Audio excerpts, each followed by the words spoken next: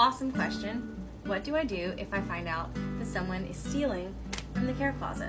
It doesn't happen all that often, but it has happened in the past, and I do have sort of a protocol that I follow for it. Most of the time, it is someone who's not actually in our class, or it's someone who's new to our class that has missed out on a lot of the community building exercises that we build from day one. So it can be kind of a touchy subject because stealing in general is heartbreaking, especially in a situation like this where you feel like you give and you give and you give, and you're like, why would you steal from me? So first things first, I look at what is being stolen. Okay, the things in this closet, besides the things from in my treasure box, are bare necessity items, and so if you are stealing them, then you need them. And then we have that conversation about, if you are in need, I want you to feel comfortable enough to talk to me or write me a note and make sure that I'm aware that you are in that much need. If it is something like a toy or a trinket, well then I handle that in a different way.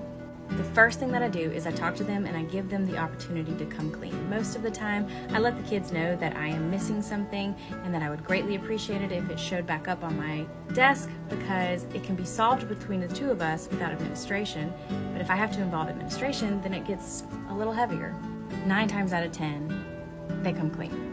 Now, what's important to remember is that these are kids and they don't learn unless we teach them. Stealing is a learning opportunity because you want to teach them about it now before it gets any further and they get any older. So I usually have a pretty serious conversation with them about how it makes me feel when I'm stolen from, and that it is an offense that is really hard to get my trust back from, because that's true. After that, I usually do a counseling referral so that our counselor can also discuss some of the repercussions of things like stealing and talk about why they felt that urge. Was it someone influencing them to do that? And if that's the case, we need to talk about social skills. Then after that, unfortunately, they lose their ability to come into my classroom alone. I have to lock the doors up. I kind of put on this show of security and how we can't just come in and out of the classroom like we used to, and I have to know where all kids are at all times so that I can make sure that I know that no one is back in my room doing something that they shouldn't. And they hate that because it makes them feel like they're being treated like babies. I let them know that it's really hard to continue to do things that are so giving and so nice when people take advantage of it. And with that method, I will say that I have never had a 2-time offender. I do call parents and give them a heads up that I will be referring them to the counselor to talk about these things, but I let them know that I'm not furious with them, I'm not very angry with them, that I want them to use this as a learning opportunity.